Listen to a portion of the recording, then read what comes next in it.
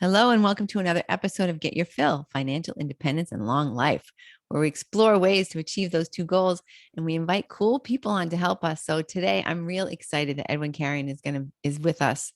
He is 43 years old, which you won't believe when you see him. He's from Miami. He's a loyal husband and a proud father of two beautiful girls. He's a U.S. Marine, an entrepreneur, a God-made millionaire, an investor, a mentor, and he is the owner and co-founder of several multi-million-dollar companies that specialize in the acquisition and real estate development, transportation, logistics, investment, and business education and consulting.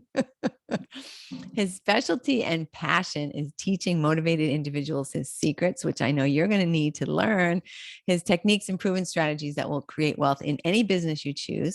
And as a result of that, achieving financial freedom and living life to the fullest. Now, I don't think there's anything that any of us want that's more cool than that. Edwin, thank you so much for being with us today. Christine, how you doing? Thank you for having me on the show. And to everyone listening, welcome to the show. And I hope you have a great time today and you learn a lot of good golden nuggets for the future. Awesome. And I know we will, because I can tell just from your intro, I can tell that you have got so much to share and so much, so let me just ask you this before I start talking. Do you feel like you were kind of born and made to be a millionaire? I mean, not a millionaire, forget that, an entrepreneur. Were you like right out of the cradle entrepreneur? You must have been. You started at what, 14 or something crazy? Yes. I don't know if I was born to be that, but I know God gave me a good talent. And the talent that he gave me was to be good at business. And the other thing that he gave me was he taught me that I need to pass on that knowledge to a lot of people so everybody could live life to the fullest. Nice. That's a wonderful mission. Yes. So what I know I read on and we were talking a little bit before we started the recording, 14, what were you doing at 14? That started you off as an entrepreneur. Okay, so I moved from Ecuador when I was 12 years old, and I was raised by a single mother. So my mom used to work very hard. She had her own business and insurance agency, and she'll be on the phone working all the time. And I felt bad because I was the man of the house at the time. I'm like to ask her for things. I felt bad. I was like, you know what? I need to help out instead of asking. So we moved to an apartment building and I kind of counted the windows. I'm like, there's a lot of people living here. And then you look at the parking lot and there's a lot of cars. I'm like, let me just wash cars to help out, to make a little bit of money for myself. So I started washing cars, knocked on the couple of doors. I think I made this little sign, like paper sign, I'll wash your car for like $10 or something like that. So I go down there, I wash the cars. Then I realized that I had too many cars that I could handle on my own. So I told my best friend at the time, I'm like, Alex, why don't you help me out wash cars? So we started washing cars together. And then I went out and I was doing sales. And then we had more cars. So we had to hire another friend. So, that's how the little car washing business started. It didn't last for too long, but, it lasted enough until I was able to buy the thing that I wanted at the time. But it taught me the power of leverage, meaning that it taught me that if I'm able to create something and hire people to do the job, then all I need to do is kind of collect and do, the fun stuff. And right. that's when it started. Wow, that's fantastic. And so many kids would just be like not feeling bad at all about asking their mom for something. So Yes. it was your goodness already that started you on this path. Yes. Cool. So do you have any car washes now? Do you have? No, I do not. I do not have any car washes. So what was next? What happened after you let go Um, of the car washing business? so after the car washing business, I went into, I actually turned 50. Well, I was 14 at the time. We moved to a house. My mom was able to buy a house. So once we moved to the house, Winn-Dixie was down the street and I applied to Winn-Dixie. She's like, go get your first job. You need to work. So I told my mom, take me. She took me there. I got the application, filled it out. She took me back. And when I was about to turn in the application, I got I got scared. I'm like, I can't do this. So I went back. And as soon as I opened the door, my mom goes, what are you doing? I'm like, no, I can't do it. I'm afraid. She's like, go turn that application in. She like pushed me to go in and I turned that application in and finally, got the job. So which is amazing. I got my first job as a bag boy. Within a week, I was doing everything the right way. I was helping people. I was always trying to be a leader and try to be helpful. And that's one of the things that I tell everybody. You're going to have an amazing career working for somebody if you become dependable, somebody that they could depend on. And to me, the first week working at Winn-Dixie, I became dependable, meaning that the manager needed me for something. And within 2 weeks, I was promoted as the head bag boy. At 14 years old, being in charge of, older kids than me, yeah, being in charge of the calendar, telling them when they could work, when they don't work, when they go to lunch, and just telling them, hey, go take care of these people because I knew the big tippers were coming, so I could take care of the big tippers, so I could get the bigger tips. It was fun and it was nice. So it kind of gave me that little small leadership role, being at such a young age. So that lasted for like about a year, I believe. That lasted for like about a year, and from there, I got into the DJ business. Whoa. So I always loved music. Music is always in my blood, and I love playing music. So with my best friend at the same time, we started playing music together. We started putting at the time we had tapes. We didn't even have, we had tapes on records, vinyl. So with the tapes, we'll play the tape halfway through, we'll stop it, we'll play the next one. And then one day my best friend comes to me, he's like, Edwin, I got us a party. They're gonna pay us $200 for 4 hours. I'm like, wow. And we're talking about this back in 1993, more or less, 93, 94, more or less, right? Wow. And I'm like, wow, $50 an hour just to do a party? I'm like, let's do it. So I go to my number one fan, my mom, and I tell her, Mom, I got this party. They're going to pay us $200. I need to buy all the equipment for the party, please. So she's like, okay. So she went out and she invested $2,000 on me, buying all this equipment for the $200 party. But it was a good investment because that started my DJing business, my DJing career. And to make a long story short, the party went great. It was fun. I grew the company to having 10 DJs working for me. I had a whole entertainment company. I DJ in clubs. I DJ in the radio station. Uh, it was fun. It was fun. It was a lot of fun. And I got to meet a lot of cool people. But I was very young. And I was, that fame, I was kind of hanging around with the wrong crowd at the time. And that's why I got in trouble and I got arrested and went to jail. And from there, I decided to change my life around and go into the military.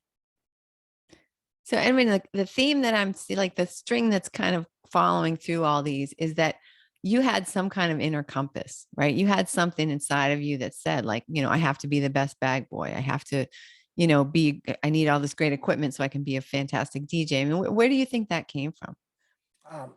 That part of that came from, and I'll tell you, growing up, we were not rich. We were not poor, but we were not rich. So we were like lower to middle class growing up. And my mom worked very hard and she tried to always put me like in private schools. So by me being surrounded with all these people that had a lot more money than me, like I was like one of the poorest kids in school, um, it gave me that drive, that motivation that, wow, like I want to have these things. Like when I was 16 years old, I remember that all the kids in school will show up with Mercedes and BMWs, on their 16-year-old birthday. And I'm like, my God, I want to have that car. And I know I can get that car because my family can afford to give me that car. My mom she was able to afford and give me a nice car, but it wasn't a BMW, it wasn't a Corvette like some other kids had. Yeah.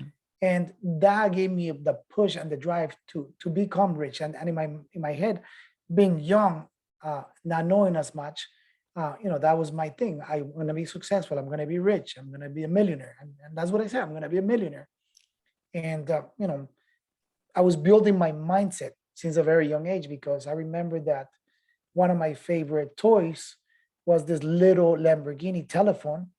And because I always said to myself, one day I'm going to have a Lamborghini. One day that's going to be my car. I'm going to have the car. And, with time, I was able to have one, not only one, but two of them. And I accomplished my childhood dream. But some people would be in that same situation and they'd be feeling like jealousy and resentment toward these other people and feeling like inferior, but it gave you a fire. It gave you drive. Yeah. Yes. And And, that's, and jealousy is good. I always say that it's okay to have the jealousy, but the jealousy has to be like a nice, just like you're happy for them, but you want to have that. And that's the jealousy yeah. that I have, that I was happy for them that they're able to have it. I was not envious. I was jealous that I wanted that, but I was happy for them that they had that. Yeah. Yeah. And so that kind of brings up the philosophy, I guess you would call it, of surrounding yourself with people who are where you'd like to be someday, right? That you Yes. learn things, you were exposed to things. And I sometimes look at my life and why it took me so long to be kind of where I am, or even, to be anywhere. It's because everybody around me was just like me, they were all just kind of like lower middle class, nobody's going anywhere, no one's doing anything. And I knew that I wanted more, but I didn't have any idea what that meant, or, right. I mean, you have a goal, you have a model, right? And you can look at that and say, okay, that's going to be me in 5 years or whatever. Right. And just, Yeah, and that's what you have to do. You have to set yourself up and actually go for those dreams that you have. Try to accomplish those dreams no matter what happens, no matter what comes along the way. Create a plan and figure out, I'm gonna be this and this is who I want to be. But it's changing the dream to make it a reality. And there are some dreams that are out of this world, but there's nothing impossible in life. Like to me, one of my biggest dreams as well was to become a pilot, to be able to fly planes. And I wasn't able to get into the Air Force Academy to become a pilot and fly the jets, but that never left my head. That dream never left my mind. I always wanted to accomplish that dream. And with the time I became a pilot. So I could probably tell you that I'm a pilot now, recreational pilot, that I fly planes for fun. congratulations. Isn't it Thank you. fun? So what kind of dreams do you have now? I mean, are there still things that you're like shooting for and aspiring to? Yes, I mean, the dreams always continue growing, and the goals continue growing as you evolve, as you grow. The things changes, priority changes, life changes. You get to a point that you achieve the financial freedom, which that's like the American dream, achieving financial freedom. You achieve happiness with yourself.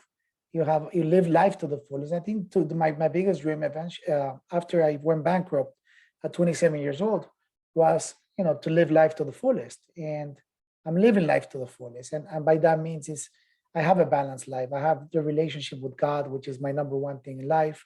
I have a good relationship with my wife. I think I'm a pretty good father. And me being raised without a father, to me, that's like one of my biggest goals in life, to be the best father that I could be, Yeah. to change all those negative things that happened in my family while I was growing up, where if we get into an argument, I wouldn't talk to my brother for 2 years, or I wouldn't talk to my mom for 6 months because they wouldn't talk to me. So it's changing those things that happened in the past and making them better, learning from the negative. And that happens not only in the personal side, but also in the business side as well.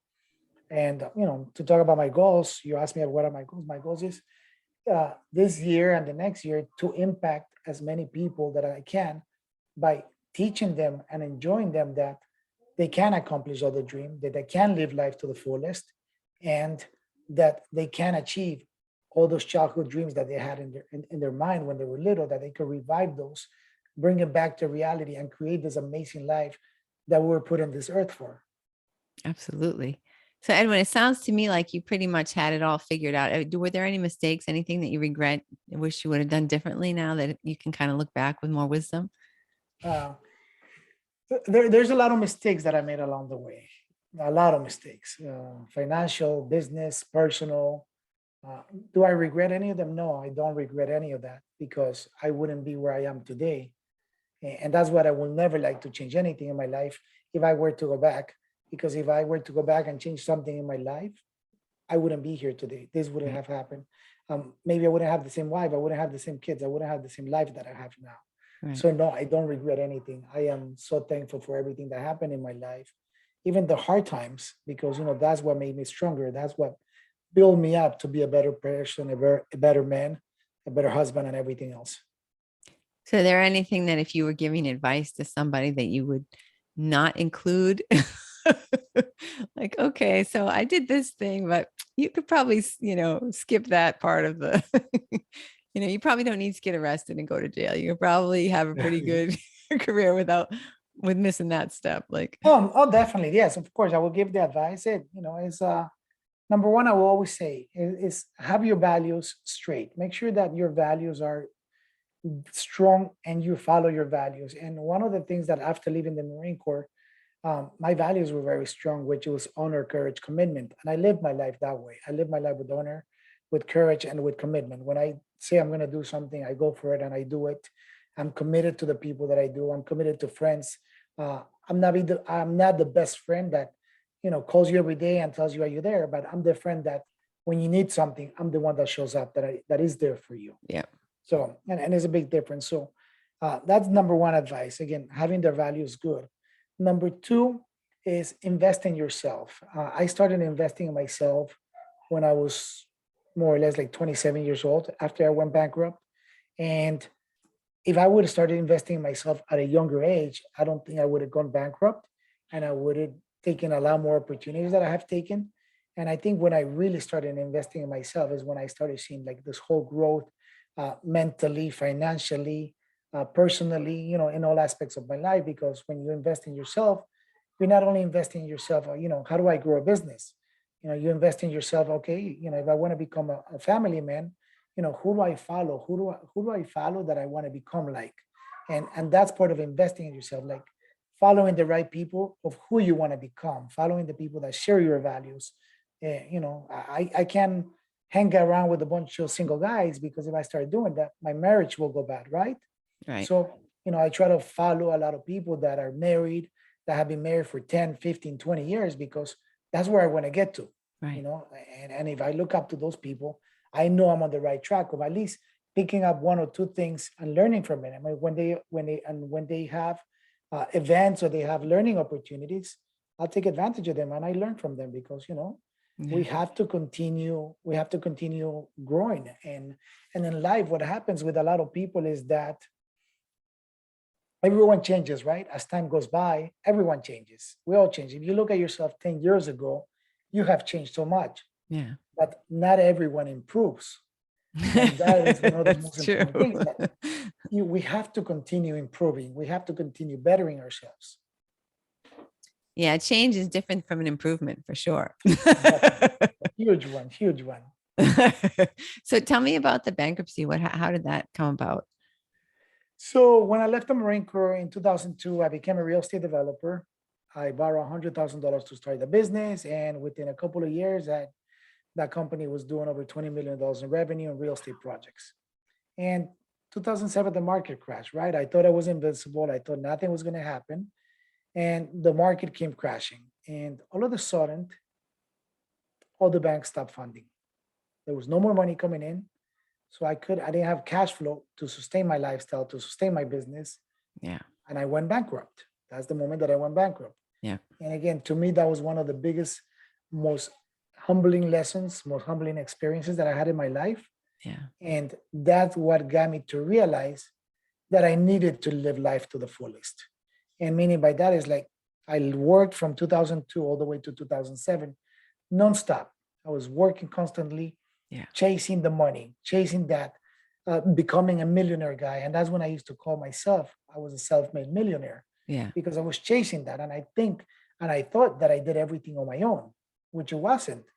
So chasing that, I put away my health, I put away my spiritual life, I put God away on the side because I was just focused into the one thing.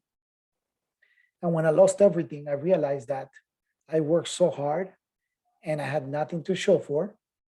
And 5 years passed by, and I'm like, my God, I just missed out on my 22, my 23, my 24, my 25, my 26 years. Wow. And I could never get that time back.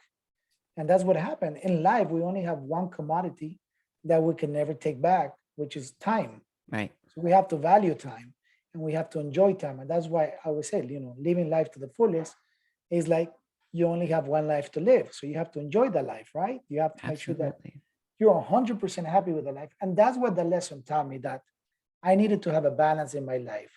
And the moment that I realized that I needed to have a balance in my life, that I needed to prioritize every aspect of my life, that's the moment that everything started flowing in because I was no longer focusing to the money. Yeah. I was focusing to how I want to live my life and how I want my life to be. Yeah. And that's why I changed from being a self-made millionaire to becoming a God-made millionaire because my faith became very strong with God. Now, And even though I always had a faith with God, but my relationship with God became very strong. And once I had that strong relationship with God, He gave me all the desires of my heart. And when I say, God gives you all the desires of your heart, it starts not only with the material things, but everything else in life. And just to give you an example there, I always told God that I wanted to have girls, that I didn't want to have boys when I had kids. I have two beautiful girls. So imagine how strong that faith was, that I was able to get everything that I wanted in my life. Wow. Amazing. So, and what does life look like for you today? I know you tell us about some of the businesses you're managing. Tell us about what you're, I don't know, just sort of like what lights you up right now. Um, my life is, I manage four companies. I have one, which is a transportation company. We got into the Inc. 5000 last year as one of the 5,000 fastest growing companies in the United States. Wow. I own a real estate development company where we build high-end luxury projects, meaning mansions, and also multifamily low-income developments. Mhm. And I call that my wealth creation vehicle, because that's what continues creating my wealth. My transportation company is my cash flow business, where it gives me my day-to-day living expenses. And then I have another company which is called, we invest in the Forex market. So it's a private investment firm. And that one gives me my passive income. So we all need to have passive income. I work very hard for all my money. So now I need to make my money work hard for me. And last but not least is my business education and consulting company, where I teach people how to become real estate developers and invest my own money with them. And also continue teaching people and educating people on how to live life to the fullest. Wow. So that sounds like a lot. I mean, how do you keep all those balls in the air? How do you keep all that, everybody happy and working and uh, by having the balance in life. And again, I don't work more than 20 hours a week nowadays, managing all those four multi-million-dollar companies. And one thing that I learned is that, and a lot of young entrepreneurs and a lot of entrepreneurs, they always want to wear all the hats on themselves. They want to do, they wanted to be the CEO, they want to be the CFO, they want to be the maintenance guy, they want to be this. And you need to learn what your superpower is. So the moment you learn what your superpower is, you delegate everything else. And then you're good at what you do and you focus on what you're good at.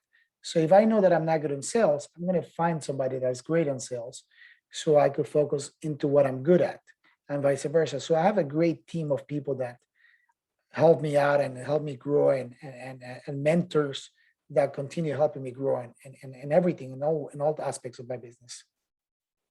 perfect? Yeah.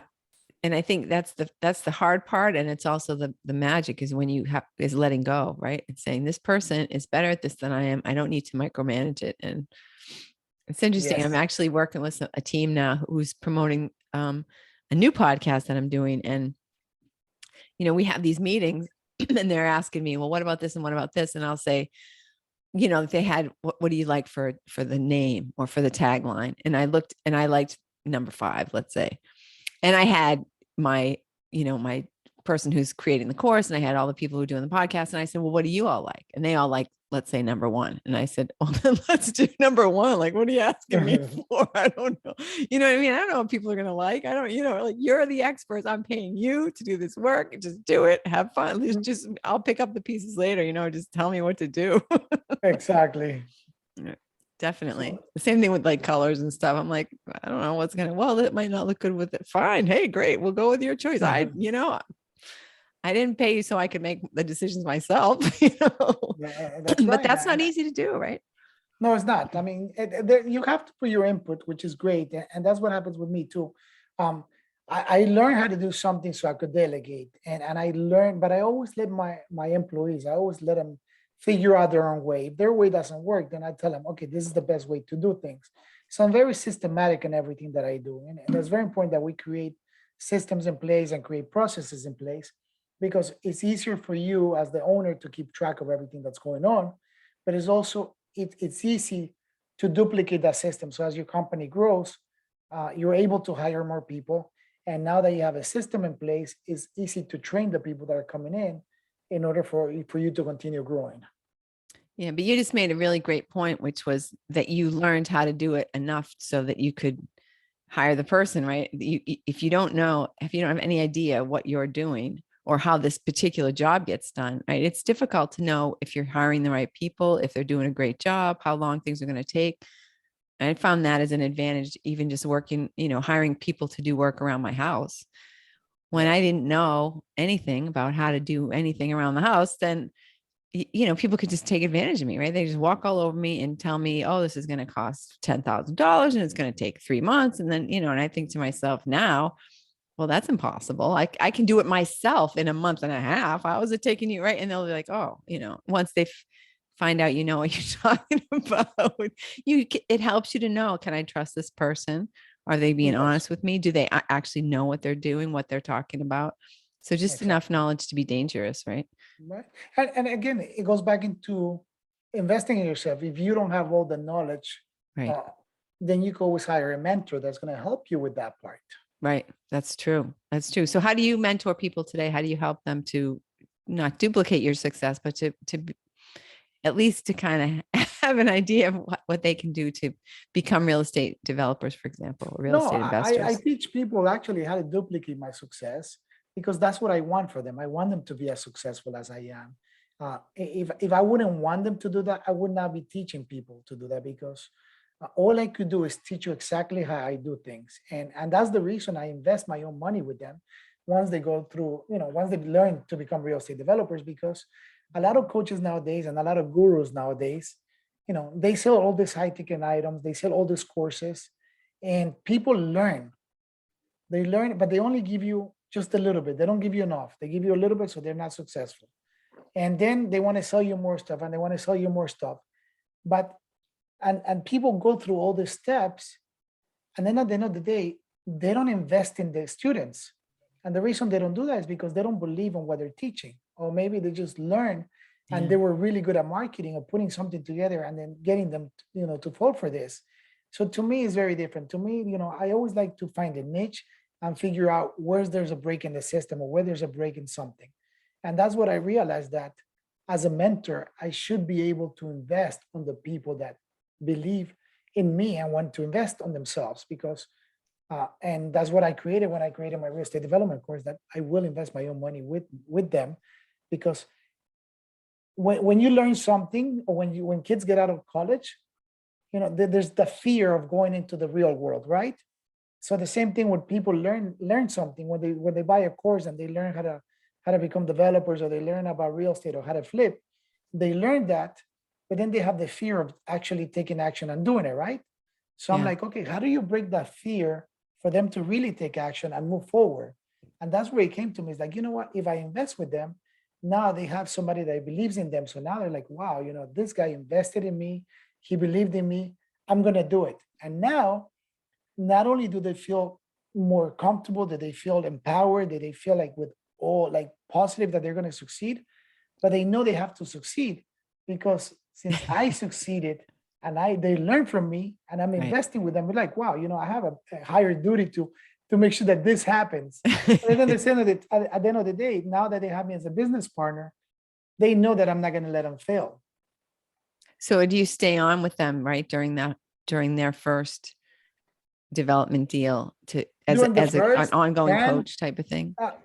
no, not as a coach, as a business partner. So Yeah. the relationship finishes there, from mentee and mentor, and becomes more of a business partner, joint venture, uh, friendship relationship, and that's the part that I like. Yeah. So are these, I'm assuming these projects are all over the country. Yeah. Yes, yes. Depending where the student is from, where he lives. Like one of them was in New Jersey. We did a duplex. The other ones I have in PA. So I have them all over the US. They're random. So some of them are in Florida. Fun. That's kind of cool, right? Are you actually going to see the projects? How do you help them evaluate what's going to be a good, especially in this market where everybody keeps saying, oh, there's no more opportunities left, blah, blah, blah. How are you helping them to find things that will work, where the numbers work?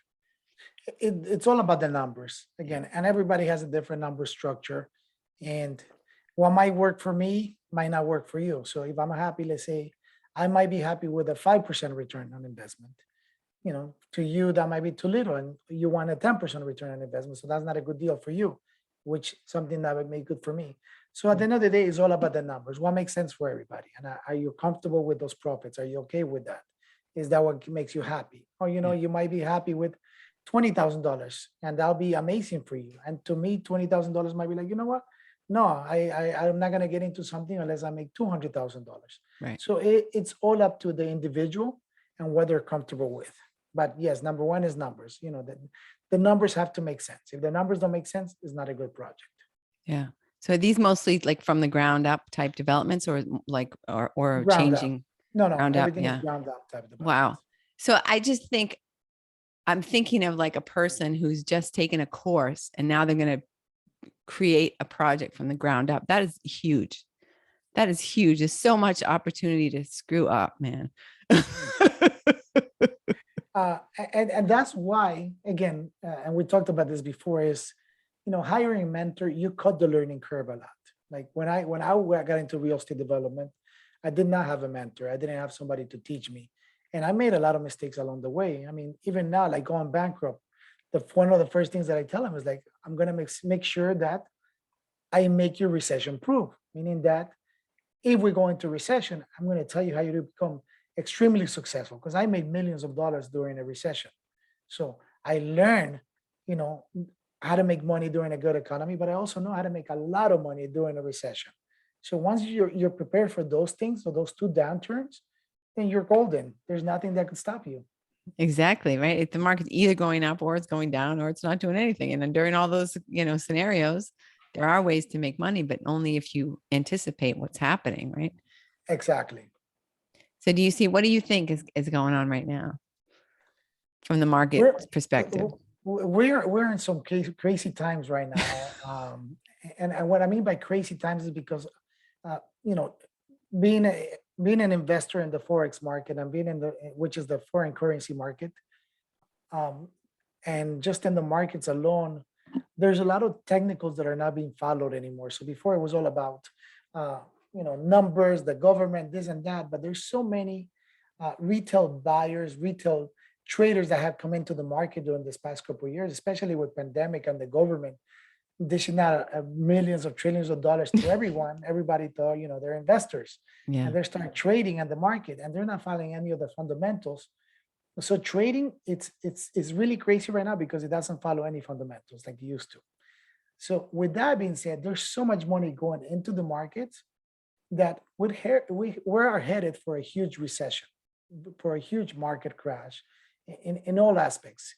But also, on top of that, the other thing that is bad is that with all this money coming in, our money, the US dollar, has lost its value, has lost a lot of its value. Yeah. So while you were able to buy with $100 before, now it's costing you $200.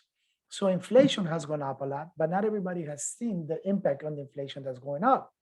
So yes, there's going to be a market crash, and when I mean a market crash, the houses that are selling for $500,000 right now, they're going to go down to $400,000. There's not going to be like a 2008 market crash Right. where a $500,000 house went to $200,000, but there's going to go down from 500 to $400,000, which is a correction, but the inflation and the cost is still going to be up there.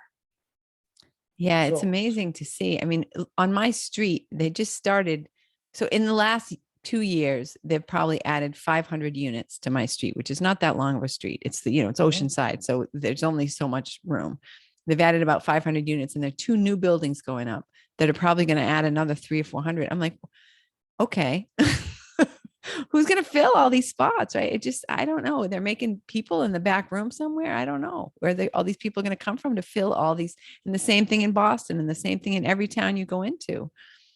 but I'm actually reading a book right now called Upside. Yeah. And this is something new to me because I was just talking to a good friend of mine this weekend that a lot of us get focused and get stuck into economy, into the financials, into listening to what's going on, but we really don't talk about demographics. Yeah. And the reason there's so much building and so much construction because there is a boom that is coming up for all these housing needs. There is a huge demand that is coming for all these housing needs. and the demand comes starting from like, the um, the generation Y and the generation Z that are still living at their parents' house until they're 25, 27 years old, which before it didn't happen because everybody Yeah. would leave their house. Like my generation X, we were leaving our houses when we were, 18 years old. I left my house. Everybody was leaving their house 18 Are years you old kidding? and 17. I'm going out of there, right? and going out on the road. But no, now like my brother's 25 years old and he's still living in my mom's house. But that generation within the next 3 to 5 years, they're going to be finding their significant other, and now they're going to have to move out. Right. And now that's why like all this need for housing comes along because within the next 5 years, there's such a huge need of housing, and that's what we need to fill those voids. Yeah, we still have. I mean, even as I see so much inventory, there's still only about a month and a half's worth of inventory on the market in my area. Yes, That's still a really strong seller's market that's been going it on is. for years. It's really strange. I mean, like you say, it Because kind of on defies average, the, you will see a 6 month inventory. That's the average, like 6 to 8 months inventory. yep. Right now, you don't have that. I don't think anybody has that. I mean, across the country. I mean, maybe some place in Appalachia, but I mean, it seems like all the major cities, right? I mean, certainly you're seeing that in Yes. Florida, right? There's just Oh, tons of, Florida. I mean, we have a huge migration of people coming to Florida. Florida used to be, and I always used to say, Florida was one of the cheapest cities in the United States compared to Boston, New York, New Jersey, California, Colorado, like all these big places. Now, Miami is super expensive. Now, like all the prices have tripled. because all those people from New York and New York, all those people have come to Florida, right? Yes, I mean, We who, saw who the same doesn't want thing to be in even, Florida? yeah. We saw the same thing even in New Hampshire. New Hampshire is like this little state with just, a lot of vacation homes and stuff like that. But because they had low COVID rates, all of a Uh-huh. sudden everybody's moving. They're going from New York where people are, you can't go outside up to New Hampshire, bringing COVID with them. So that was, yeah, it was just crazy. They saw prices double in 6 months, maybe just because everybody Yes, suddenly wanted to live there. yes. Crazy. So, um, Edwin, I can't believe how fast our time is going by here. Are you, are there things that you really want to talk about that I haven't touched on yet? Because we're like already counting down the moments till our time is up. I can't believe it. I know. Time flies by when you're having fun. I always say that. I'm And having fun. that's what's going on right now. But no, I mean, I think one thing that we haven't touched on, and I always like to preach this, is that live life to the fullest. People need to start living life to the fullest. Yeah. People need to embrace this type of life because we only have one life, and we need to realize what we really want in life. We need to have that plan. We need to create that vision board in our life and start going for it. And having a balance in life. And I'm going to be speaking to a lot of entrepreneurs right now that are listening to us. And the most important thing is, let's learn to have a balance in our life. Let's learn how to set priorities straight and let's see what's really important for us. I know we want to grow a business. I know we want this business to take off the ground. I know we want to make millions in the business. But if we were to focus on ourselves and set priorities and set boundaries for our business and stick to that, then everything else in our life is it's gonna flow better. And once everything else in our life starts flowing better, that we're happier, then we're able to have a successful business because of that. And it's hard to understand and comprehend that, especially if you're struggling right now, especially if you're starting out right now. But it's so important because I could tell you, like, there's days that I come to, and just so you know, the way that I do things is I only work, and not only work, let me rephrase that. My free time is 9 to 5. And everybody knows that I talk to, I always tell them, my free time is 9 to 5, meaning that within the 9 to 5, I get to work, I get to go out, I get to do whatever I want to do for me personally. If I want to go get a haircut, I'll go out and get a haircut, 9 to 5. That's my free time. After that is my family time and then my wife time. So once I set that priority straight, there's times that I have come to my office and I sat at my desk for 8 hours that day and I don't do one thing. And I'm like trying to see what I want to do if I want to do anything at all. But there's times that I come to work and I get to my office, and in 2 hours, I accomplish things that it will take me a week to do. So it's not about how much time you put into the business. It's about how effective and how productive you are for your business. So we need to kind of like get rid of all those time wasters, things that don't really benefit the company, and just focus into the most important things that are going to benefit our company. Yeah, you brought up some excellent points, Edwin. Obviously, like we were talking about before, delegating things to other people, things that, what is it that I'm the only person who can do this, right? And focus all your energy into that instead of, diddling around with a lot of crazy stuff that's not going to bring you forward. The other thing that you touched on that I really want to talk a little bit about, before you were saying when you were growing up, you wanted to be a millionaire. And it sounds like you've discovered that goal, that financial goal, was not ultimately as fulfilling as you had originally hoped it would be. Right. And that's, And it's not. And it's not. Money is a great vehicle, and we all need money. It's a great tool. But, money doesn't bring you happiness. What brings you happiness is what you accomplish with the money. So to me was, the happiness that it brought me, that when I was able to buy my Lamborghini, my dream car, I was happy. And to me it was my goal, my happiness. So when I started focusing on accomplishing my goals and achieving my dreams, that's when the real happiness came in, being able to buy, my first airplane. I'm like, wow, I was able to accomplish that. It was a dream of mine. I bought my plane, I bought my car, I bought this expensive watch. Why? Because, I always wanted a watch like that, and I thought I was never able to afford that. And then, the money starts coming in because you're not so much focused on the money, but you're focused on the results. And that's what happens in life. And the same thing with life, hey, I want to have a successful marriage. I want to be married 10 years, 20 years. And, fortunate enough, we just hit our 11-year anniversary with my wife not too long ago, in March 18. It was our 11 years congratulations. together. And that's a huge milestone. And again, it's being committed to that, because nowadays it's very easy to walk away from things. And just as much time, as much commitment as we put to our business, we have to put to ourselves. We have to put to our health. We have to put to our relationship with God, our higher power, our energy, our own God, whatever, faith and religion, or whatever you believe your higher power is, you have to put that time and build that relationship with that. So like that, you have a never giving up attitude. Absolutely. Absolutely. So I mean, in parting, is there anything, I mean, I know we've given tons of gems and tons of pearls of wisdom, but if you could just like say one thing to a person who's just starting their entrepreneurial journey, what would it be?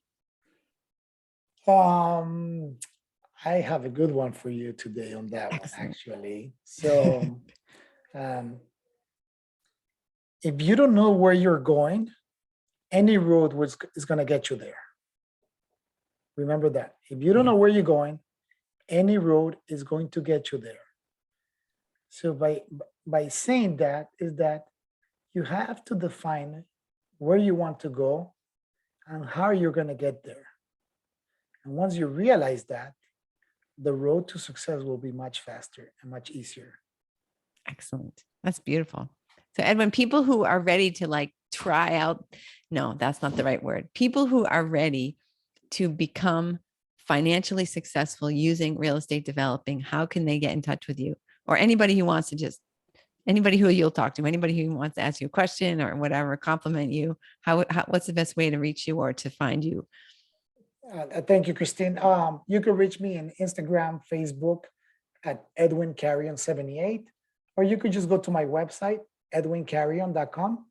And like Christine said, it's not only about real estate development that I teach. I could help you business. I could help you in any aspect of life. The only thing that you need to do is just ask and reach out to anybody that you look up to, because you don't know, they will answer back to you. Once everybody hits a certain level, we change from being receivers to givers, and we're here to give, to help out. So by no means, if you need something in life, reach out and ask. If you don't ask, you're never going to get. Excellent. Beautiful. Edwin, thank you so much for being with us today. And by the way, all those websites and links for Edwin are going to be in the show notes. So you don't have to feel like you have to write them down. We're going to have all that for you. Don't, try to test your brain to remember them all. But Edwin, it's been great talking to you. I've really enjoyed it and getting to know you a little bit. Next time I'm in Florida, I'd like to buy you lunch. Give me a call. There you go. Just ask. Awesome. Thank you so much, Christine. Thank you for having me. And thank you to everyone out there for listening. God bless you and live life to the fullest. Excellent. Yes. And remember to join us next week because we're going to have more cool people sharing their wisdom with you. Have a fantastic week.